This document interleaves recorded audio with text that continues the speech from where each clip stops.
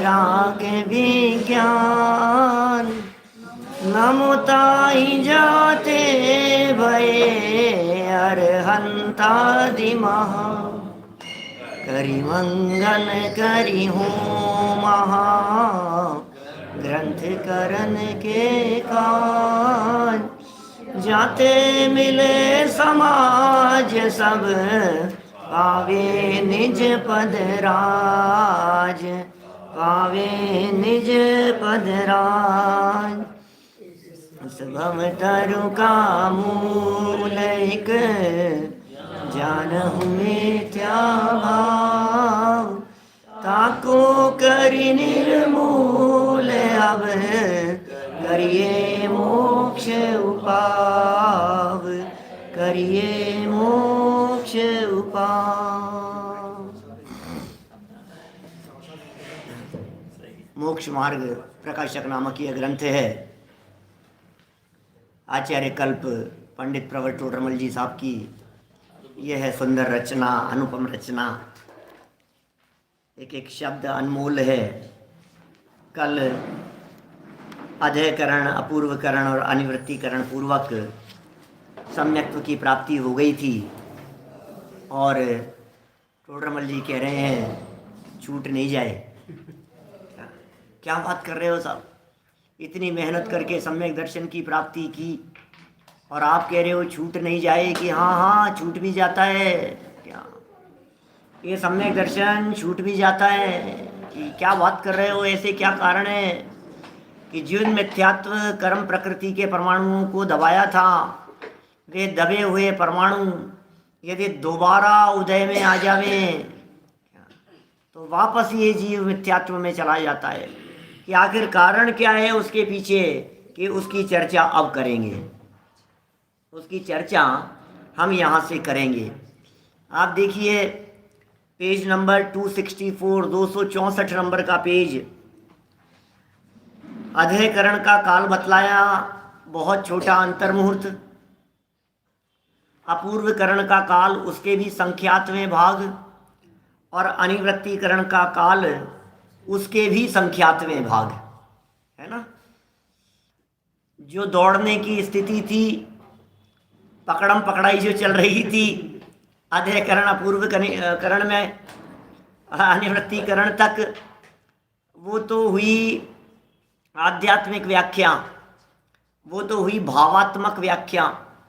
उसके पश्चात यहाँ पंडित जी ने करणानुयोग सापेक्ष व्याख्याएं करना शुरू किया और लब्धि सारादि ग्रंथों में जो आवश्यकों की चर्चा की है वे भी यहाँ बताए। अध्ययकरण के काल में 4 आवश्यक होते हैं, अपूर्वकरण के काल में और कुछ विशेष बातें होती है और अनिवृत्तिकरण के काल में किस तरह से अंतरकरण और उपशमकरण की स्थिति बनती है, ये सब बातें यहाँ हम कल तक आपके बीच में कर चुके हैं। मैं बातों को रिपीट तो नहीं करना चाहता, लेकिन फिर भी 2 मिनट तो कहूँगा, क्योंकि कल पहली बार जिन लोगों ने सुना था, मुझे मालूम है एक बार सुनने मात्र से वो बात पक्की नहीं होती है। अनेक लोगों ने तो अंतरकरण और उपशमकरण जैसे शब्द ही पहली बार सुने होंगे। बहुत सारे लोग हैं ना, और जब कभी कुछ नए और कठिन शब्द सुनते हैं तो चित्त में घबराहट हो जाती है कि यार ये कहे क्या है, ये चक्कर, ये बता क्या रहे हैं, ये इतनी कठिन इतनी जटिल।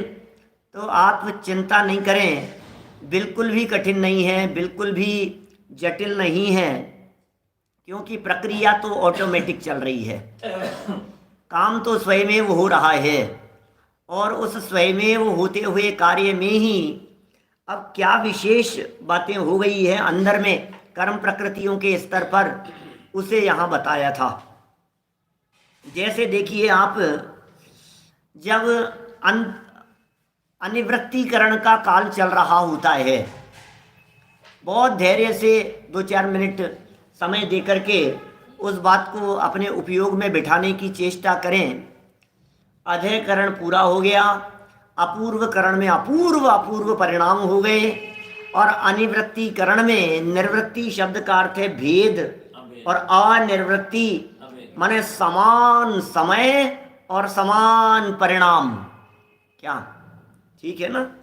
समान समय है और समान परिणाम है, परिणामों की विशुद्धि। परिणाम क्या कहें? परिणामों की विशुद्धि एक समान है। वो काल कौन सा है? थर्ड नंबर वाला, अनिवृत्तीकरण।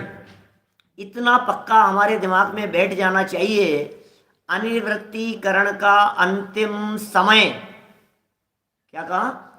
अनिवृत्तीकरण का अंतिम समय पूरा हुआ और अनंतर गैप नहीं दे करके नेक्स्ट समय, माने जैसे 6 नंबर की सीढ़ी छूटी तो 7वीं जिस तरह से आ जाती है, 6 के छूटते ही बीच में कुछ है नहीं, गैप नहीं है, ऐसे ही अनिवृत्तीकरण का काल पूरा होते ही सम्यक दर्शन जन्म ले रहे हैं।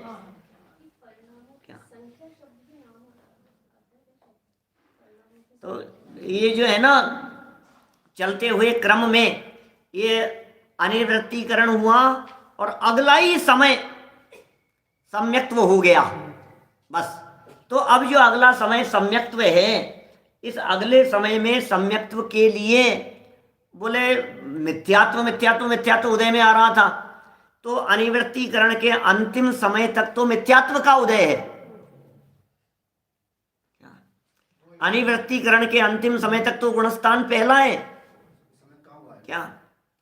अभी अनिवृत्तीकरण में गुणस्थान कौन सा है? अभी करण लब्धि वाले के गुणस्थान कौन सा है? पहला है। अब पहले से चौथा कब हुआ? कौन से समय में हुआ? कि बोले ये अनिवृत्तीकरण पूरा और ये जुड़ करके, गैप नहीं है, उससे जुड़ा हुआ, ये हो गया सम्यक दर्शन का काल।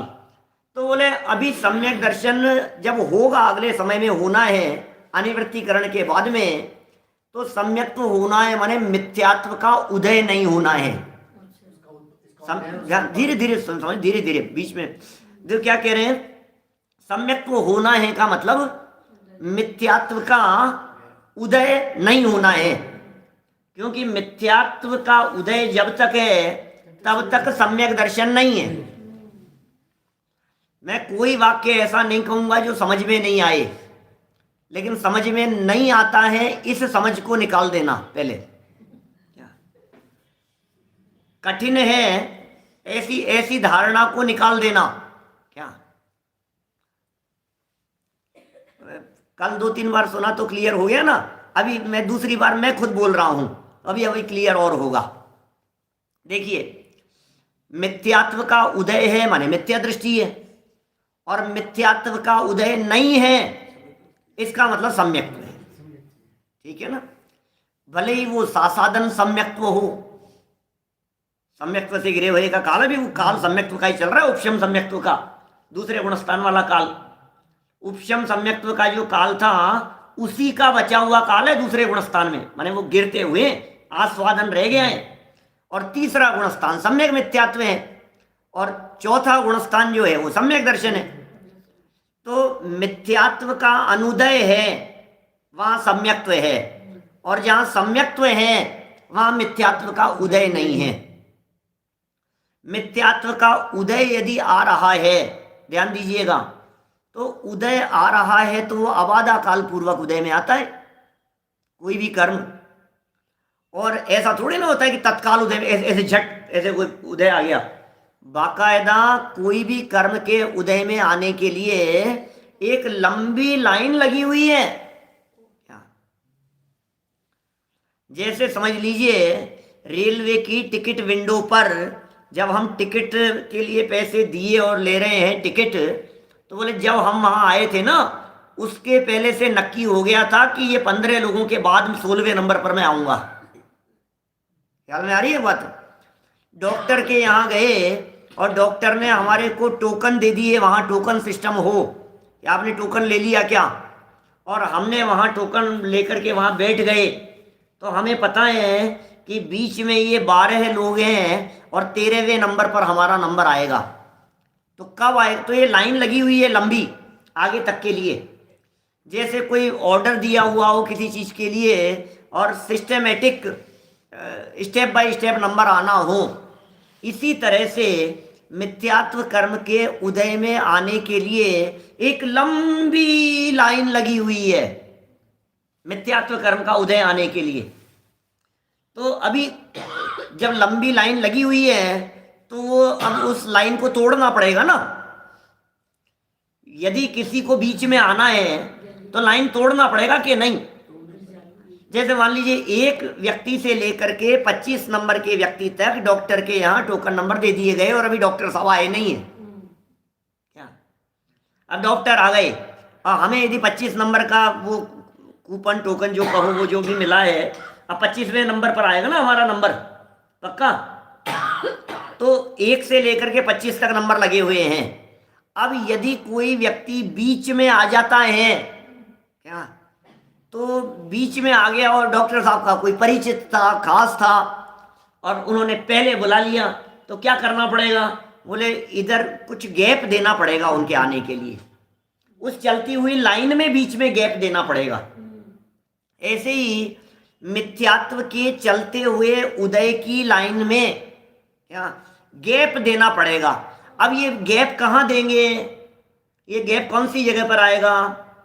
तो कहा अनिवृत्तीकरण के अंतिम समय के बाद से एक मुहूर्त मात्र तक के लोगों को रोक दो, सबको, मिथ्यात्व के उदयजन्य परमाणुओं को, एक मुहूर्त वालों को ये आना नहीं चाहिए कोई भी। इस समय कोई डिस्टर्ब नहीं करेगा, इस समय रोक दिए जो जहां थे उनको वहीं। तो ये जो रोकने की स्थिति हुई, ये स्थिति बनाई थी पहले ही, अचानक कैसे होगा? जो आने वाला व्यक्ति था उसने पहले ही कॉल कर दिया था। नहीं, परिचित ऐसे आके नहीं धमक गए सामने, परिचित थे तो उन्होंने पहले कॉल कर दिया था। वो कॉल हुआ था करण लब्धि में आते ही, क्या वो करण लब्धि में आते ही कॉल कर दिया गया कि हम इस समय पहुंचेंगे। तो करण लब्धि में आते ही कब पहुंचेंगे भाई साहब आप, सम्यक तो साहब आप कब आ रहे हैं? तो बोले जब अधेकरण का काल पूरा होगा, अपूर्वकरण का काल पूरा होगा, अनिवृत्तीकरण का काल पूरा होगा, तब हम वहां पहुंच जाएंगे। तो बोले आप चिंता मत कीजिए, आपके लिए हम जगह रिजर्व रखेंगे। क्या ये जगह रिजर्व रखी जा रही है वहां। अब ये जो जगह रिजर्व है वो जगह तो वो तो अपने क्रम से आएगी ना। जगह को रिजर्व करने के लिए क्या किया?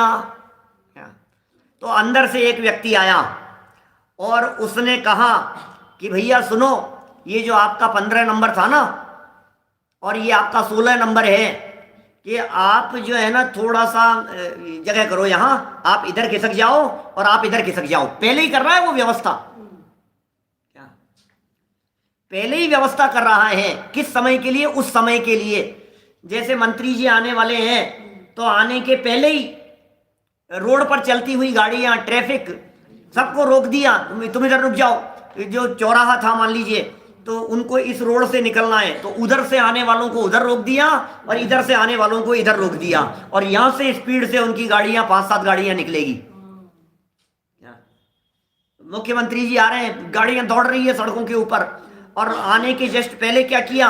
उधर वालों को उधर रोक दिया और इधर वालों को इधर रोक दिया, और बीच में से वो आ गए। ठीक है, तो बिल्कुल इसी तरह से अभी जो अनिवृत्तीकरण के अगले समय से लेकर अंतर मुहूर्त तक का समय, अनिवृत्तीकरण के बाद का अंतर मुहूर्त मात्र समय, बोले उसमें जो मिथ्यात्व कर्म के निषेध थे, इनमें से कुछ को तो ले आए पहले, फटाफट तुम इधर आ जाओ, इधर आ जाओ, इधर साथ में यहां उदय में आ जाना, और कुछ को खिसका दिया आगे। तो ये जो अंतर की स्थिति बन रही है, इसका नाम है अंतरकरण। क्या बराबर? अब अंतरकरण तो हो गया, गैप हो गया। अब कह रहे हैं कि जो मिथ्यात्व कर्म के निषेक जो परमाणु आगे चले गए थे, वे वहां से उछल करके इधर नहीं आ जाएं, बीच में दुर्घटना हो जाएगी, गाड़ियां दौड़ेगी एकदम स्पीड से, सम्यक तो है यहां पर, तो वो उधर से बीच में नहीं कूद जाए, इसलिए उनको दबा दिया वहीं। डिस्टर्ब नहीं करेगा। इस प्रक्रिया, ये ऑटोमेटिक प्रक्रिया, इस प्रक्रिया का नाम है उपशमकरण। अब क्या हुआ, ये तो प्रक्रिया हो गई, सब अनिवृत्तीकरण चल रहा है और अनिवृत्तीकरण का काल चल रहा है अभी, और ये प्रक्रिया आगे की प्लानिंग, फ्यूचर में होने वाली प्लानिंग, वो प्लानिंग हो गई। अब जब अनिवृत्तीकरण का काल पूरा हो जाएगा तो अगले समय में मिथ्यात्व है ही नहीं, तो मिथ्यात्व के निषेक जो आगे चले गए थे वे उदय में कैसे आएंगे? निषेकों के बिना उदय किसका आए? है ही नहीं, तो उदय किसका आवे? तो मिथ्यात्व का उदय न आने से वो काल उपशम सम्यक्त्व का काल है। तो इस तरह से उपशम सम्यक्त्व की प्रक्रिया कल हमने यहाँ आपके बीच में देखी थी। माने इसमें मिथ्यात्व का उदय न आने से प्रथम उपशम सम्यक्त्व की प्राप्ति हो जाती है। ठीक है, प्रथमोपशम सम्यक्त्व हो गया। अभी इसके बाद क्या हुआ? प्रथमोपशम सम्यक्त्व होते ही देखिए आप, ये पेज नंबर 264 और गुजराती की पुस्तकों में 270 नंबर का पेज था, और भी दूसरे भी नंबर हैं, देख लीजिएगा आप। तो ये 264 नंबर पेज पर बिल्कुल सेंटर वाली लाइन, बिल्कुल सेंटर लाइन, इसलिए किसका आएगा वाली लाइन शुरू हो रही है, इसलिए मिथ्यात्व का उदय न होने से क्या प्रथमोपशम सम्यक्त्व की प्राप्ति होती है। कुछ गुजराती की पुस्तकों में 276 नंबर पेज है।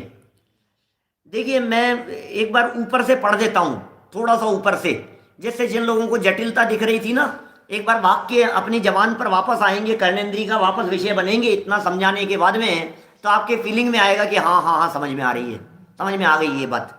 देखो जरा, अपूर्वकरण होने के पश्चात अनिवृत्तीकरण होता है, फर्स्ट लाइन पैराग्राफ की, उसका काल अपूर्वकरण के भी संख्यात्मक भाग है। Is it clear?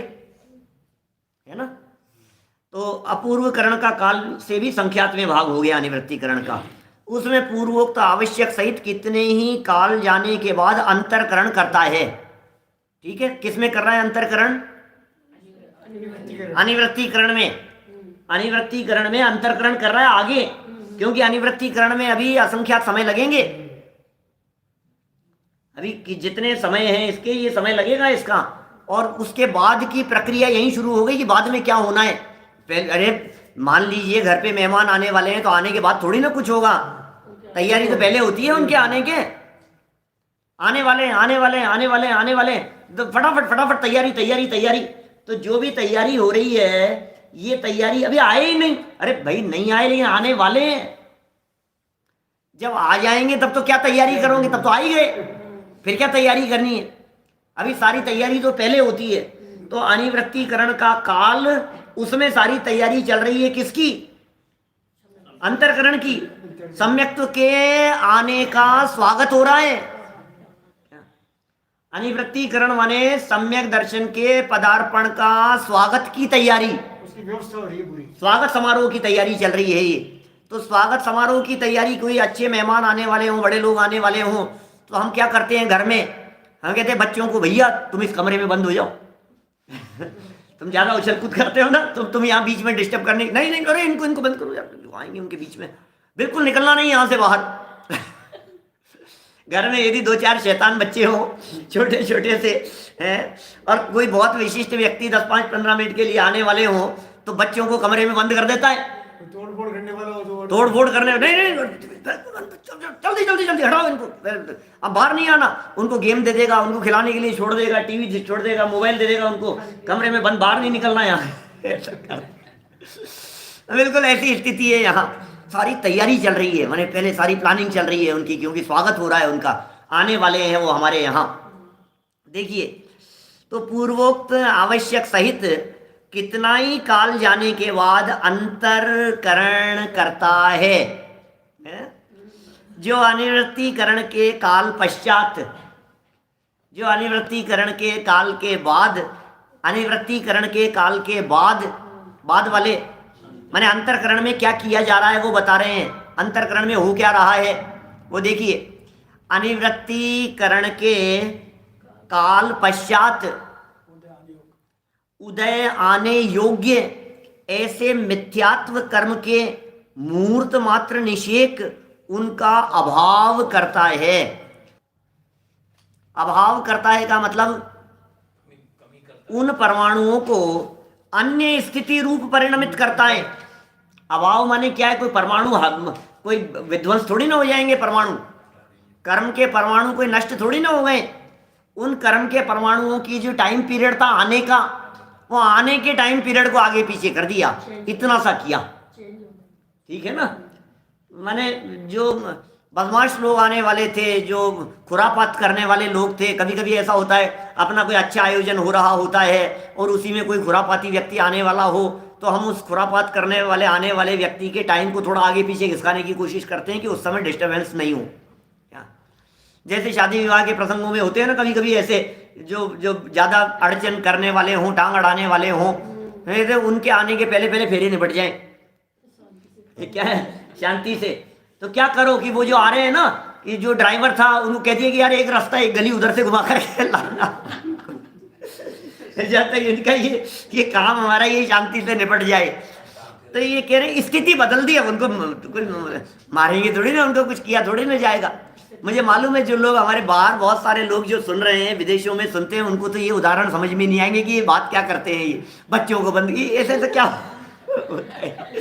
ये हिंदुस्तान है, यहाँ पता नहीं क्या क्या होते हैं, क्या क्या बातें चलती है, कैसी परिस्थितियां बनती है। माने अलग अलग तरह की स्थितियां बनती है साहब। ये कह रहे हैं स्थिति अलग स्थिति रूप कर दिया उनको। अंतरकरण की बात कर रहे हैं, अलग अलग स्थिति रूप कर दिया। तथा अंतरकरण के पश्चात, अभी ये अन्य अन्य स्थिति रूप कर दिया, माने स्पेस आगे पीछे हो गया उनका।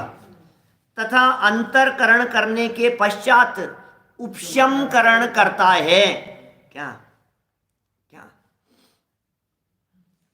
देखो क्या कह रहे हैं। अभी ये कह रहे हैं कि ये मायाचारी नहीं है क्या? है इस तरह से क्या? ये मायाचारी तो तब हो जब उन कर्मों में बुद्धिपूर्वक कुछ करें। क्या घर गृहस्थी में जो कुछ भी करते हो सो तो मायाचारी और छल हो सकता है, लेकिन कर्म प्रकृतियों में कहाँ मायाचारी चले भाई साहब। कर्म में तो ज्ञान भी नहीं है। पेज नंबर 25 पर लिखी थी टोडरमल जी ने ऐसी चर्चा। निर्मल जड़ कर्मों द्वारा मतलब ज्ञान शक्ति के ढकने और इस तरह की चर्चा। और उन्होंने कहा था यदि ऐसा हो तो कर्मों को ज्ञान भी चाहिए और कर्मों में शक्ति भी चाहिए, सामर्थ्य भी चाहिए। है 225 नंबर पेज पे, ओनली 25 पर बीच में एक पैराग्राफ है, निर्मल जड़ कर्मों द्वारा इस तरह का, है ना। तो ये वहाँ क्या है, वो कैसे स्वभाव का घात कर देते हैं कि कर्म में शक्ति भी चाहिए, वो तो धूल के कण है। और फिर नीचे मोहन धूल का उदाहरण दिया 25 नंबर पेज पर ही, जिस तरह से मोहन धूल पड़ती है, ऐसी चर्चा की है।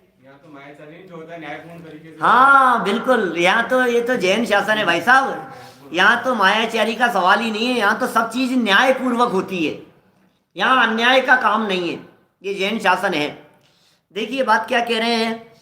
अभी अंतरकरण करने के बाद क्या हुआ, गैप कर दिया था तो फिर हुआ क्या ये तो बताओ उसमें। बोले अभी अभी गैप किया है तो इस गैप में भी सम्यक्त्व आया नहीं है, लेकिन अभी इस गैप में सम्यक्त्व के आने के पहले पहले एक और व्यवस्था करनी है। बोले वो व्यवस्था क्या करनी है, तो बोले कि उसे कहते हैं उपशमकरण करना है। अंतरकरण द्वारा अभाव रूप किए निषेकों के ऊपर वाले जो मिथ्यात्व के निषेक थे, ऊपर वाले मतलब बाद वाले जो निषेक हैं, उनको उदय आने के अयोग्य बनाता है। पहले वालों को तो उदय में आएंगे, जो किसका दिए थे ना। मान लीजिए जो अपन डॉक्टर की बात कर रहे थे लाइन लगा करके, अब 15 नंबर और 16 नंबर के बीच में यदि किसी को आना है तो 16 वालों को तो आगे किसका दिया और 15 वालों को पहले ले लिया, तो 15 तक तो आएंगे। तो पहले वाले तो उदय में आते हैं और जो बाद वाले थे उन्हें उदय के अयोग्य, क्या उपशम, तो उदय के अयोग्य बनाता है। इत्यादि क्रिया द्वारा अनिवृत्तीकरण के अंत समय के अनंतर, ये सारी क्रिया हो गई, इस क्रिया के द्वारा अनिवृत्तीकरण का अंत समय आ गया, उसके अनंतर माने गैप दिए बिना, क्या अनंतर जिन निषेकों का अभाव किया था, उनका जिन निषेकों का अभाव कर दिया, जिन निषेकों की स्थिति आगे बढ़ गई, जिन निषेकों का उदय नहीं आए, ये कह रहे हैं उनका काल आ गया, अनिवृत्तीकरण के बाद वाला समय आ गया। अब तब निषेकों के बिना उदय किसका आएगा?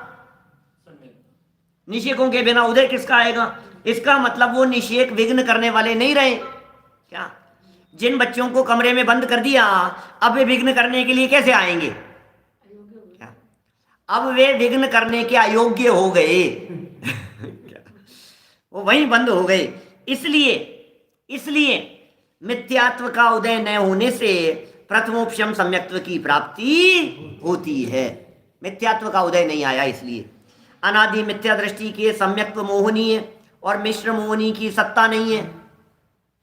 अनादि से मिथ्या दृष्टि था, इस अनादि मिथ्या दृष्टि जीव के क्या हुआ? सम्यक्त्व मोहनी और मिश्र मोहनी की सत्ता ही नहीं है दोनों के।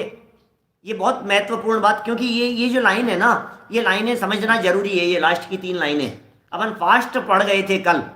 अधेकरण, अपूर्वकरण, अनिवृत्तीकरण की चर्चा के बाद, अंतरकरण, उपशमकरण की चर्चा के बाद, ये यहाँ से फास्ट पढ़ दिया था कल अपन ने। एक बार समझना क्या कह रहे हैं। अनादि मिथ्या दृष्टि के दर्शन मोहनी की कितनी कर्म प्रकृतियां हैं? एक। अनादि वाले के दर्शन मोहनी की कर्म प्रकृतियां कितनी होती हैं? दर्शन मोहनी की प्रकृतियां 3 होती है, मिथ्यात्व, सम्यक मिथ्यात्व और सम्यक मोहनी। दर्शन मोहनी के 3 विभाजन होते हैं, बट क्या जो अनादि से मिथ्या दृष्टि जीव है, उसके दर्शन मोहनी की एक ही प्रकृति है, मिथ्यात्व। अनादि मिथ्या दृष्टि जीव के जीवन में सम्यक मिथ्यात्व नहीं है। अनादि मिथ्या दृष्टि जीव के जीवन में सम्यक्त्व प्रकृति मिथ्यात्व या सम्यक्त्व मोहनी वो नहीं है, उसके एक ही है। क्या माने ये जो है एक ही थी उसके, इसलिए अनादि मिथ्या दृष्टि के सम्यक्त्व मोहनी और मिश्र मोहनी की सत्ता नहीं है। दूसरे और तीसरे नंबर की कर्म प्रकृति की सत्ता नहीं है, इसलिए वह एक मिथ्यात्व कर्म का ही उपशम करके उपशम सम्यक दृष्टि होता है। क्या इसलिए वो मिथ्यात्व कर्म का ही उपशम करेगा, उपशम सम्यक दृष्टि होगा वो। ठीक है ना? तथा अभी ये तो समझ में आ गया ना, एक मिथ्यात्व। अभी ये उपशम जैसे ही हुआ ना भाई साहब, ये उपशम होते ही 3 टुकड़े हो जाते हैं। फिर इसके जैसे ही उपशम सम्यक्त्व हो गया, इस उपशम सम्यक्त्व के होते ही उस मिथ्यात्व के 3 टुकड़े हो जाते हैं, माने पावर कमजोर हो जाती है।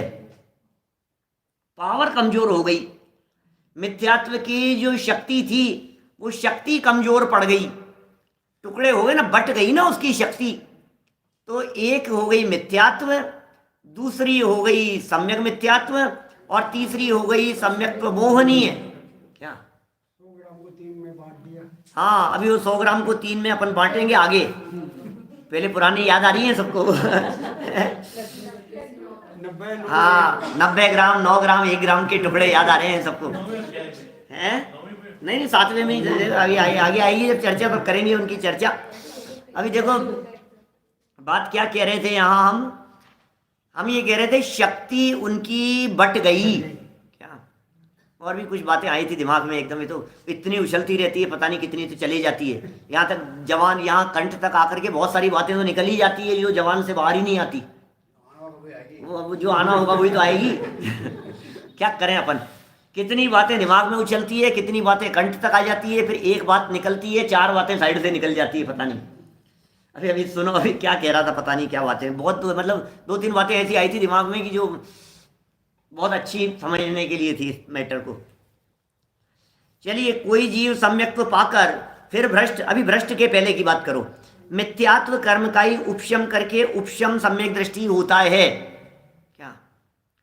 तो अभी उपशम सम्यक्त्व होते ही उस मिथ्यात्व के टुकड़े 3 हो गए हैं, और तीनों टुकड़ों में से किसी का भी उदय अभी वर्तमान में नहीं है। टुकड़े हो गए और सबके सब दब गए, सबके सब फेंक दिए गए, आगे चले गए सबके सब। ये उपशम सम्यक्त्व, इसका नाम है प्रथमोपशम सम्यक्त्व। किसी को ऐसा लगे कि द्वितीयोपशम भी तो होता होगा क्या? तो ये जो द्वितीयोपशम है, शाबाश, ये जो द्वितीयोपशम है ये श्रेणी चढ़ते समय होता है क्या? द्वितीयोपशम है ना, ये यहाँ नहीं हो रहा है। ये द्वितीयोपशम चौथे गुणस्थान में नहीं होता, 5वें 7वें में नहीं होता। द्वितीयोपशम नियम से उपशम श्रेणी चढ़ने वाले के होता है, श्रेणी में भी उपशम श्रेणी वाले के होता है। इसका नाम द्वितीयोपशम सम्यक्त्व है। द्वितीय शब्द का अर्थ, द्वितीय मतलब दूसरी बार नहीं है। द्वितीय उपशम का मतलब दूसरी बार सम्यक दर्शन नहीं है, क्योंकि मिथ्यात्व में आकर फिर दोबारा यदि उपशम सम्यक्त्व करे तब भी प्रथम ही है। मिथ्यात्व में आकर के फिर दोबारा सम्यक दर्शन करे बोले तब भी प्रथम ही है। मिथ्यात्व में आकर के फिर सम्यक दर्शन करे बोले तब भी प्रथम ही है। बोले फिर मिथ्यात्व में आकर के सम्यक दर्शन करे, उपशम, उपशम नहीं, उपशम करे तब भी प्रथमोपशम ही है। ठीक है ना? माने 100 बार करे तो भी प्रथमोपशम ही कहलाएगा। फिर कह रहे हैं अब द्वितीय का मतलब क्या हुआ? फिर द्वितीय उपशम का बोले दूसरी प्रकार की कर्म प्रकृतियों के उपशम के लिए जो हो वे द्वितीय उपशम है। माने दर्शन मोहनी की चर्चा थी ना यहाँ, इसके उपशम के लिए तो प्रथम उपशम, और दूसरा मोहनीय कर्म है चारित्र मोहनीय, उसके उपशम के लिए होता है द्वितीय उपशम। देखिए, अभी उपशम सम्यक्त्व का काल पूरा हो जाने के बाद क्या, या उपशम सम्यक्त्व के काल में कोई विघ्न आ जाने के बाद सब गड़बड़ हो जाएगी। 2-3 तरह की स्थिति बन सकती है। अभी उपशम सम्यक्त्व जो था, ये उपशम सम्यक्त्व अंतर्मूर्त से ज्यादा तो टिकेगा नहीं। एक तो ये नियम, अंतर्मूर्त के बाद में बदलेगा ये। अब चक्कर ये है कि ये बदलेगा किधर, इट डिपेंड्स, कोई नियम नहीं है। मैंने बीच में काफी चर्चाएं इसके संबंध में चला करती थी कि साहब वो नियम से एक बार तो मिथ्यात्व में आएगा, कभी ऐसी चर्चाएं चलती थी। फिर चलती थी कि नहीं नियम नहीं, मतलब वास्तव में बात यह है कि नीचे गिरने का नियम नहीं है, गिर भी सकता है, कोई ऐतराज नहीं है। सम्यक्त्व होकर के या तो वो उपशम सम्यक्त्वी क्षयोपशम सम्यक दर्शन में बदल जाए, या तो ये काम हो गया कि उपशम सम्यक्त्व क्षयोपशम सम्यक्त्व में बदल गया, और यदि वो क्षयोपशम सम्यक्त्व में नहीं बदला तो फिर वो उपशम सम्यक्त्व नीचे गिर जाएगा। क्या ये उपशम सम्यक्त्व जीवन पर्यंत नहीं टिकता, नहीं टिकेगा। अरे क्या बात कर रहे हो, इसका मतलब ऐसा नहीं समझना कि सम्यक दर्शन नहीं टिकता। ये उपशम सम्यक्त्व की बात कर रहे हैं। यदि वो उपशम सम्यक्त्व बदल गया क्षयोपशम सम्यक्त्व में, तो वो क्षयोपशम सम्यक्त्व पूरे जिंदगी भर बना रह सकता है। सम्यक दृष्टि पूरे जिंदगी भर सम्यक दृष्टि बना रहा। अरे पूरी जिंदगी की ही क्या बात करते हो, अगले भाव में भी साथ में सम्यक दर्शन चला जाएगा, उसके अगले भाव में भी आ जावे, और उसके अगले भाव में फिर देव पर्याय में चला जावे, फिर मनुष्य पर्याय में आ जावे, फिर देव पर्याय में चला जावे, और वो सम्यक्त्व कायम रहे। एक क्षयोपशम सम्यक्त्व, क्षयोपशम सम्यक्त्व अधिकतम 66 सागर तक रह सकता है। 66 सागर क्षयोपशम सम्यक्त्व का उत्कृष्ट काल है। 66 सागर बहुत बड़ा काल है, 66 सागर। और एक और बात छोटी सी कि यदि ये 66 सागर का क्षयोपशम सम्यक्त्व बराबर कायम रहकर अंतर मुहूर्त मात्र के लिए छूटा क्या, तो दोबारा 66 सागर तक फिर कायम रह सकता है। इसलिए बीच के एक अंतर मुहूर्त को यदि गौण कर दिया जाए तो 132 सागर तक ये रह जाता है। मतलब छूट सकता है। क्षय उपशम सम्यक्त्व भी छूट सकता है क्या? उपशम तो छूट ही सकता है, क्षय उपशम सम्यक दर्शन भी छूट सकता है क्या? और क्षायिक सम्यक दर्शन कभी भी नहीं छूटता। ये उपशम सम्यक्त्व ही क्षयोपशम में बदलता है और क्षयोपशम सम्यक्त्व क्षायिक सम्यक्त्व में बदलता है। अब कैसे बदलता है, क्या प्रक्रियाएं होती है, माने वो सब चर्चाएं आगे जब आएगी यथा समय तब करेंगे अपन, क्योंकि पहले उसमें अनंतानुबंधी की भी संयोजना होती है, फिर दर्शन मोहनी की क्षपणा होते हुए क्षायिक सम्यक्त्व की प्राप्ति होती है। ये सब प्रक्रियाएं आगे जब जैसी आएगी तब अपन पढ़ेंगे। इतना समझ लीजिए कि वर्तमान काल में हमारी स्थिति यदि हम कहें तो हम ये कह सकते हैं क्षायिक सम्यक दर्शन की प्राप्ति संभव नहीं है। क्षायिक सम्यक दर्शन की प्राप्ति वर्तमान में नहीं हो सकती है किसी भी जीव को, क्योंकि क्षायिक सम्यक दर्शन की प्राप्ति के लिए साध्य नियम है कि केवली भगवान या फिर श्रुत केवली उनके पादमूल में ही होगा क्या? क्या? चलिए 8 साल के बच्चे से कम तो नहीं हो सकता है ना, ये प्रथमोपशम सम्यक्त्व। चलिए यहाँ बात चल रही है अपनी, अब मिथ्यात्व कर्म का ही उपशम करके उपशम सम्यक दृष्टि होता है, तथा कोई जीव सम्यक्त्व पाकर फिर भ्रष्ट होता है।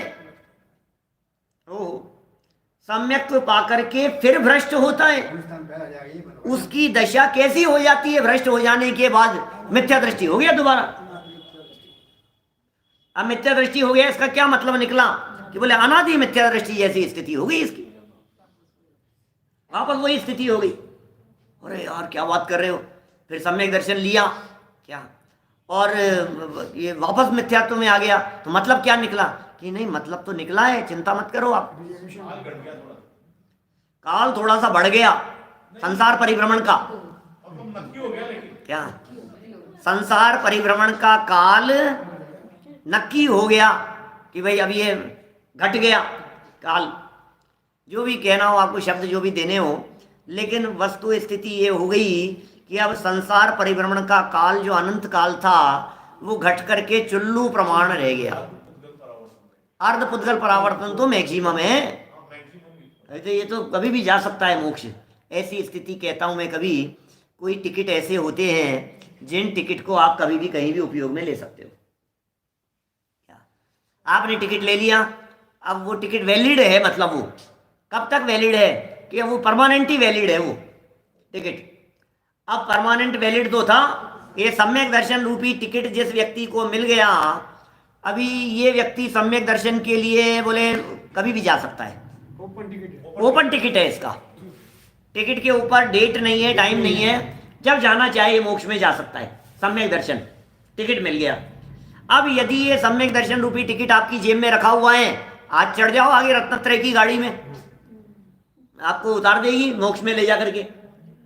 तो सम्यक दर्शन के साथ अब जब भी हो तो रत्नत्रय के साथ में आगे बढ़ते हुए बोले पहुंच गए, लेकिन अभी ये टिकट खो गया, अब क्या करें? नहीं दोबारा क्या, ये टिकट खो गया तो भी चिंता की बात नहीं है, क्योंकि खोया तो घर में ही था क्या, और जगत में कोई चीज खोती ही नहीं है, ज्ञान खोता है पिताजी साहब ज्ञान खोता है अपना, तो वस्तु तो वही है। तो सम्यक तो रूपी टिकट खो गया, माने मिथ्यात्व में आ गया। अब जब मिथ्यात्व में आ गया तो अब क्या होगा भाई साहब? अब इसकी स्थिति तो वैसी होगी जैसे बिना टिकट वाले की स्थिति है। तो अब इसका जो टिकट निकला था वो टिकट किसी दूसरे को मिल जाए तो वो चला जाएगा कि नहीं? नाम तो लिखा हुआ है, क्या नाम से है तो जाएगा तो यही क्या। तो फिर अब क्या करें? बोले यार मेरे को तो आज जाना था, नहीं जा पा रहा हूं, 3 दिन बाद जाना है, नहीं जा पा रहा हूं, कि चिंता मत करो, जिस दिन तुम्हें मिल जाएगा तुम उस दिन की गाड़ी पकड़ के चले जाना। क्या तो अब ये मिलेगा कि नहीं मिलेगा, क्या करूं? तो जिनवाणी ये कहती है डोंट वरी, मैक्सिमम से मैक्सिमम काल है। क्या ये प्राकृतिक नियम है, ये प्रकृति की व्यवस्था है कि अर्ध पुद्गल परावर्तन के अंदर अंदर वो सम्यक रूपी टिकट जो गलती से खो गया था वो वापस मिलेगा ही मिलेगा। क्या इसलिए अब कोई बात नहीं, साथ में लेकर के घूम रहे हो तो जल्दी चले जाओगे, और यदि गलती से छूट गया तो भी चिंता की जरूरत नहीं है। ये एक बार टिकट जिसके नाम इशू हो गया है उसको जैसे तैसे करके खोज करके पहुंचा के ही छोड़ेंगे। जिस व्यक्ति की बोर्डिंग हो जाती है ना एक बार, क्या इंटरनेशनल एयरपोर्ट पर बोर्डिंग हो गई, क्या अब आवाजें लगती रहती है उसकी कि वो इधर उधर खो गया कहीं, बोले चिंता मत करो, आवाजें लगा लगा करके तुम्हारे को पकड़ करके ले जाके छोड़ेंगे। मैंने एक बार, क्योंकि आदमी गया कहाँ, जिसने बोर्डिंग कर ली थी और अंदर आ गया, ये आदमी गायब कहाँ हो गया यहाँ? क्या कहीं इसका वॉशरूम में इधर उधर ले जाके मर्डर तो नहीं कर दिया किसी ने? तलाशो, नहीं मिलेगा आदमी, बार बार में उसकी आवाजें लग रही है, बात देखो ढूंढो उसको, कहाँ है वो उसको ले जाके ही छोड़ेंगे। क्यों? क्योंकि एक बार हो गया, वो अंदर आ गया वो। ऐसी स्थिति यहाँ सम्यक दर्शन के संदर्भ में है। कोई जीव सम्यक तो पाकर फिर भ्रष्ट हो जाता है, अब भ्रष्ट भी हो जाते हैं कई कई जीव। उसकी दशा कैसी हो गई? जिसका टिकट खो गया है सम्यक वाला, उसकी फीलिंग क्या आएगी बतलाओ मेरे को, उसकी क्या पोजीशन है? उसकी पोजीशन ऐसी है कि यार मैं तो भैया किसी को मिला ही नहीं है। अब उसके बगल में कोई व्यक्ति था, वो रो रहा था कि मुझे मिला नहीं है, तेरे को तो मिल गया। तो ये कह रहा है यार मुझे भी मिलकर के क्या हुआ, मेरा भी खो गया, तो जैसा तू वैसा मैं। अभी अभी ये भी हो सकता है तू रोए मत, तेरे को नहीं मिला है ना, क्या तू रोए मत, मेरा खो गया है, हो सकता है मेरे से पहले मुझे तुझे मिल जाए और तेरा नहीं खोए तो तू मेरे से पहले चले जाए, पहुंच जाए, ऐसा भी हो सकता है। तो मैंने कितने तरह की स्थितियां बनती है, ये बहुत अच्छे से इन सब बातों को हमें गहराई से समझना चाहिए। आज थोड़ा सा समय अतिरिक्त हो गया, हमारे अन्ना जी की शोक सभा चल रही थी, वहाँ आयोजन चल रहा था। देखो यहाँ क्या कह रहे हैं, अंतिम वाक्य पढ़ता हूँ मैं, समय ज़्यादा हो गया है, पूरा करते हैं अपन बात को। तथा कोई जीव सम्यक को पाकर फिर भ्रष्ट होता है, उसकी दशा भी अनादि मिथ्या दृष्टि जैसी हो जाती है। मुझे मालूम है मैंने प्रश्न यहाँ रखा था, लेकिन ये कल वाले पैराग्राफ में ही पूरा समय निकल गया। पूरी बात एक बार अच्छे से समझ में आ जावे तो आ जानी चाहिए, क्या अच्छे से, और मैं समझता हूँ सबके अच्छे से समझ में आ गई होगी इस भावना से।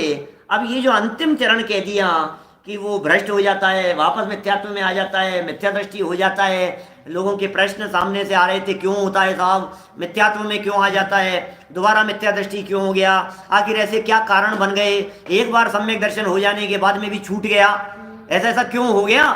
तो यदि आपको इन सब बातों को जानना है तो हम कल इस प्रकरण को आगे बढ़ाएंगे कि आखिर ऐसे क्या कारण हैं कि निर्णय हो जाने के बाद, सम्यक हो जाने के बाद में भी वो छूट गया, और क्यों छूट जाता है और क्या सावधानियां रखी जानी चाहिए।